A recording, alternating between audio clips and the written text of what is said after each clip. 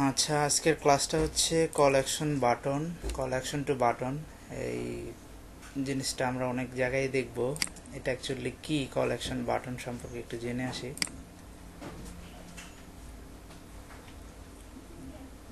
What is call action to button? গুগলে যে search দিলে সব কিছুর উত্তর পেয়ে যাব।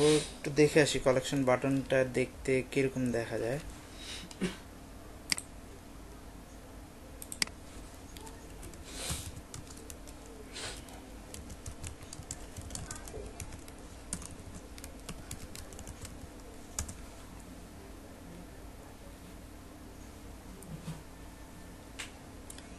ওয়েবের আমাদের দরকার নাই, আমরা ইমেজ হিসাবে দেখে আসি।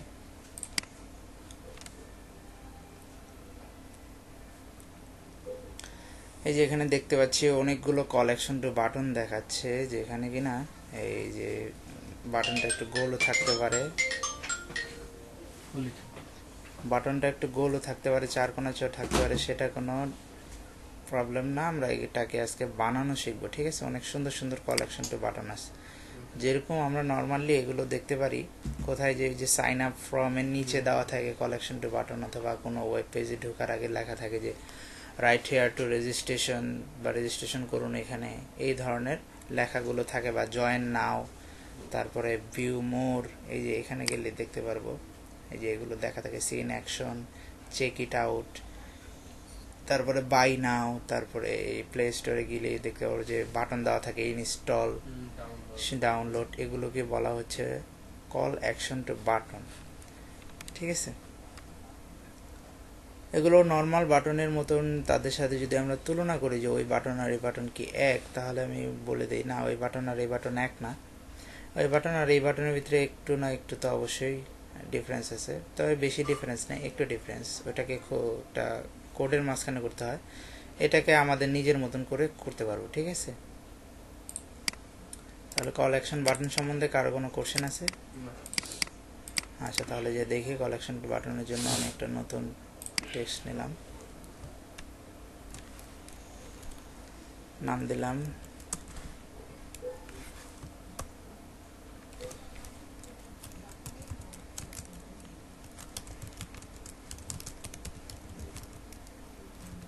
HTML,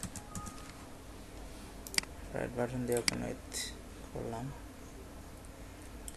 আমাদের প্রয়োজনীয় কোডগুলো লিখে নিই।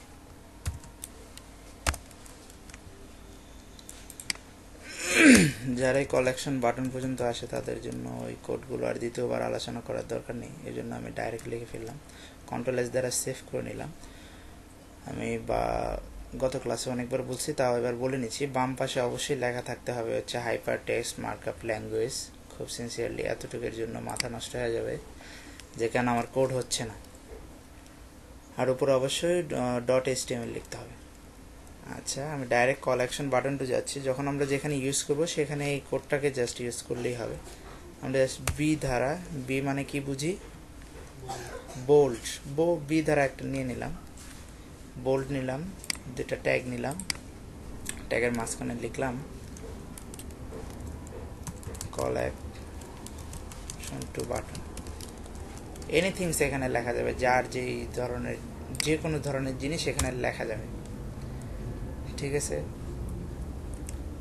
এটাকে একটু সেভ করি, কন্ট্রোল এস দ্বারা সেভ করলাম। শেষ করে যদি রান করাই, তাহলে আমরা দেখতে পারবো যে এখানে একটা লেখা আসছে, তাই না? Collection to button. এখন এটাকে কিন্তু বাটন হিসাবে কোনো কিছু দেখাচ্ছে না, এটা নর্মালি একটা লেখা, তাই না? তো এটাকে আমরা এখন ওয়ান পেজের ভিতরে করব। যখন টু পেজ করব অবশ্যই সিএসএসের সাথে লিঙ্কিং করাই দিলে ওটা টু পেজ হয়ে যাবে। আমরা ওয়ান পেজেরটা আজকে শিখব। ওয়ান পেজের ভিতরে কোথায় স্টাইল করতে হয়, প্রথম ট্যাগের লেস দেনের আগে স্টাইল লিখতে হয়, style equal to double quotation,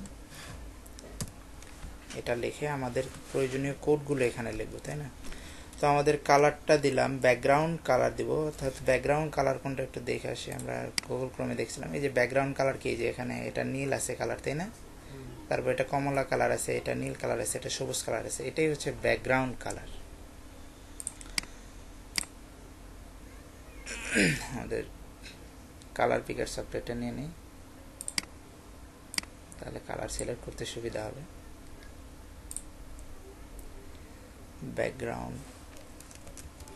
background লিখে কালার দেওয়ার আগে অবশ্যই একটা হ্যাশ দিয়ে নিতে হবে। এরপর আমরা একটা যে কোনো একটা কালার সিলেক্ট করি, সাপোজ সবুজ কালারটা আমি নিলাম। কালারটা কপি করব কিভাবে? Ctrl+Alt+C দ্বারা। আচ্ছা, আবার নিচ্ছি কনফার্ম হওয়ার জন্য, আবার নিচ্ছি Ctrl+Alt+C। ঠিক আছে, এখন জাস্ট এটাকে, যে আমার এখানে কার্সর রাখাই আছে, এখানে জাস্ট কি কোডটাকে Ctrl+V দ্বারা পেস্ট করে দিলাম। এটা খুব সুন্দর আটকায় দিলাম।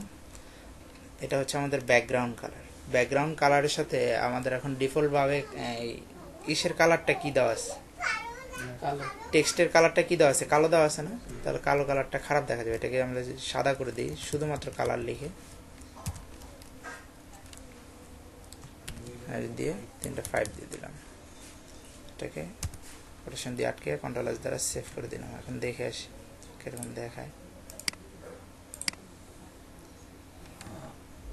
এরকম দেখাচ্ছে, তাই না? ব্যাকগ্রাউন্ডটা নিয়ে নিছে এবং কি করছে, লেখাটা সাদা নিয়ে নিছে। এখন আমরা এটাকে টেক্সটের লাইন সেন্টার দিয়ে দিই।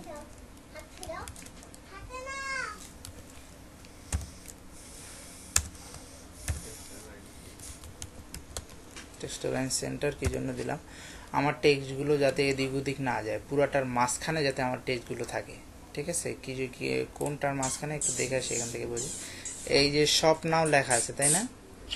এই শপ নাওটা কিন্তু প্রথমে মাঝখানে ছিল না, ছিল কোথায়? বাম সাইডে ছিল।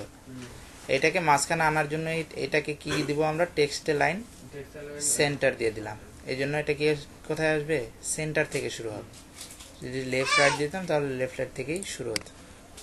ক্লিয়ার? এটাকে Ctrl+S দ্বারা সেভ করে দিলাম। এবার এটাকে বর্ডার দেই। আচ্ছা, একটু প্যাডিং বাড়িয়ে নিয়ে আসি যাতে দেখতে একটু সুন্দর দেখা যায়। প্যাডিং হচ্ছে আমাদেরকে এক পাশ অথবা যে পাশ থেকে আমরা কমাও বাড়াবো সেটার নামই হচ্ছে প্যাডিং। প্যাডিং আমি টপ দিলাম।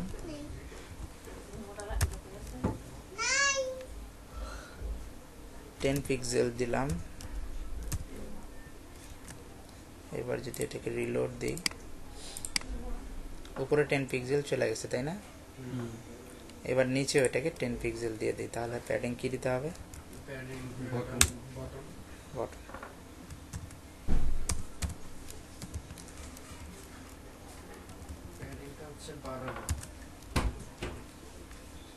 সেম পিক্সেলটাই দিয়ে দিলাম।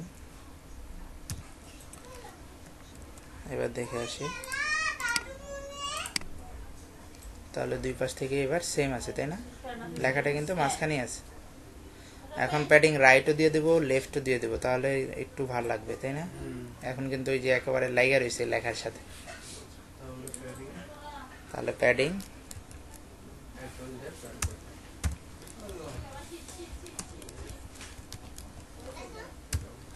রাইট দিয়ে দিলাম 5 পিক্সেল। আর সেম ভাবে কি করলাম, প্যাডিং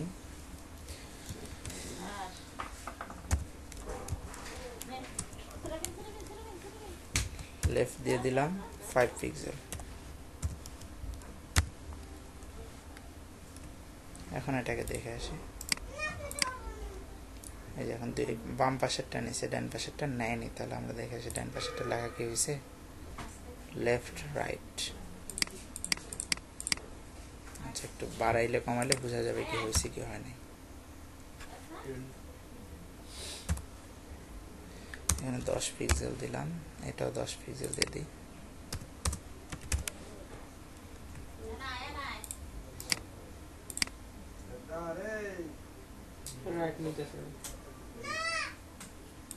রাইট নিচ্ছে না, রাইট, হ্যাঁ রাইটের এই যে এখানে আমাদের কোডটা লেখা ভুল আছে, এই জন্য নিচ্ছে না। ঠিক আছে, বুঝতে পারছি সবাই? এই যে সবাই একটু বড় করে দেখাচ্ছি। এই যে এখানে কোডটা দেওয়াতে, কোডের প্রবলেমটা দেওয়াতে এটা নিচ্ছে না। এবার কন্ট্রোল এস দ্বারা সেভ করে দিলাম। এবার এটাকে রিলোড দিই, এবার নিচ্ছে ঠিক না। এবার আমরা কি করতে পারি, এটাকে জাস্ট একটু বর্ডার রেডিয়াস দিয়ে দিলে একটু সুন্দর লাগবে, তো আমরা বর্ডার রেডিয়াস দিই।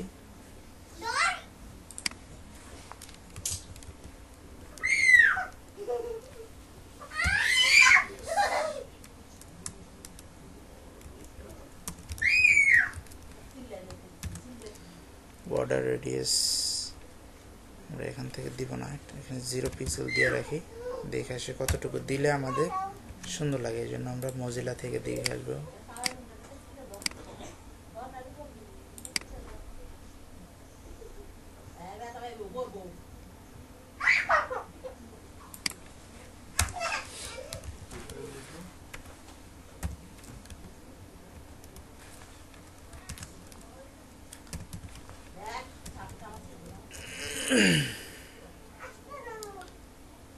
দেখা যাচ্ছে তাই না? এখন একটা পুরো কালেকশন টু বাটন হয়ে গেছে না? আচ্ছা, এটা তো শিখলাম একবারে ডাইরেক্ট বর্ডার রেডিয়াস একটা দিলে, তাই না? এখন আমরা 4টা কোণার জন্য 4টা বর্ডার রেডিয়াস নেব, একটা একটা করে বাড়াই। এটাকে জাস্ট অ্যারো চিহ্ন দ্বারা একটা নিচে আর একটা উপরে, উপরে দিলে বাড়বে। আমাদের কি একটা কমতেছে না? বুঝতে পারতেছি? তাহলে বিপরীতটা যে আবার এই মাঝখানে এটা কমাই, তাহলে আমাদের ডান পাশের যে উপরের কোণাটা আছে ওইটা কমবে। কমতেছে? কমছে না? তাহলে এখন একটু সুন্দর লাগতেছে, তাই না? তাহলে আমাদের বর্ডার রেডিয়াসটা কি করছিলাম, জাস্ট এখান থেকে এলিমেন্টগুলো কপি করে নিই, কপি রুল ডিক্লারেশন কপি করে জাস্ট আমাদের এই যে এখানে আছে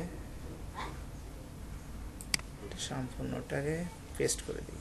আমাদের কিছু জিনিস লাগবে না, ওগুলো আমরা কেটে দেব। পেস্ট করে দেওয়ার পরে দেখবো যে কী কী জিনিস লাগবে না। এই যে আমাদের এই ব্র্যাকেট লাগবে না, এটা লাগবে কোথায় গেলে, যখন ডবল প্রেস করব, তাই না? ডবল প্রেস করলে আমাদের এটা লাগবে। তাহলে দ্বারা সেভ করে দিলাম। এখন যদি যে রিলোড দিই, তাহলে আমরা এই যে এটা থেকে গেতেছে, তাই না? এই পর্যন্ত কারো কোনো প্রবলেম? এখন এটাকে জাস্ট কি করতে হবে, লিঙ্কিং করাই দিতে হবে। লিঙ্কিং করাই দেবো কিভাবে, আমরা তো সবাই জানি। জাস্ট এটা দ্বারা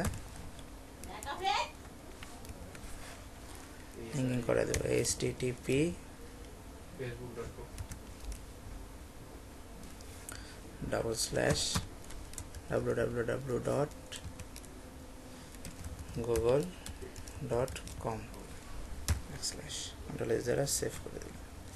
এবার যে দেখি লিঙ্কিংটা হয়েছে কিনা। হবে না, বাইরে আছে না এটা ক্লোজিং করতে। হ্যাঁ, আমাদের এটা ক্লোজিং করে নিই। তাহলে এটা কন্ট্রোল এক্স দ্বারা কেটে জাস্ট কি করব, এটা বি এর লাস্টে দিয়ে দেবো, যেটাকে আমরা লিঙ্কিং করাবো সেটা লাস্টে দিয়ে দেবো। কন্ট্রোল এক্স দ্বারা সেভ করে দিই। এখন যদি এটাকে রিলোড দিই, এই যে আমার লিঙ্কিং হয়ে গেছে। লিঙ্কিং হয়ে গেছে, বাট আমার নিচে একটা দাগ আসতেছে, তাই না? এটা খারাপ দেখা যাচ্ছে। তাহলে এটাকে আমরা কি দেবো, এটা সবাই জানি, তারপর আমি বলে দিচ্ছি। এর হ্যাঁ, টেক্সট ডেকোরেশন নাম দেবো, বাট কোথায় দিব সেটা দেখতে হবে। এর ভিতরে স্টাইল করব, তাই না? স্টাইল দিয়ে ডবল কোটেশন দিয়ে টেক্সট ডেকোরেশন নাম দিয়ে দিলাম। এবার কন্ট্রোল এক্স দ্বারা যদি সেভ করে দিই, যে রিলোড দিয়ে দিই, প্রবলেমটা সলভ। এটাকে যদি এখন জাস্ট খালি নিচে বা কোনো জায়গায় আনতে চাই, আমি জাস্ট একেবারে কোনায় দেখালাম। যদি নিচে আনতে চাই বা মাঝখানে আনতে চাই, তার জন্য জাস্ট খালি একটু ব্রেক দিয়ে নিই। ব্রেক দিলে আমার বুঝতে সুবিধা হবে।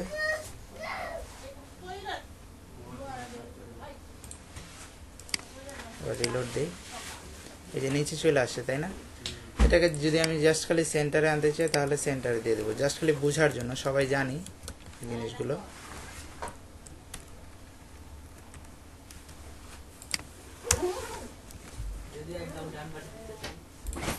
তাহলে এই সিএসএস কে বলে দিব যে রাইট। এখন এটাকে যদি আমি ক্লিক করি, তাহলে এটা কোথায় যাচ্ছে? তাহলে কি এটা আমার একটা কালেকশন টু বাটন হয়ে গেছে, তাই না? এই পর্যন্ত সবাই বুঝতে পারছি? Yes. তাহলে ক্লাসটা এই পর্যন্ত।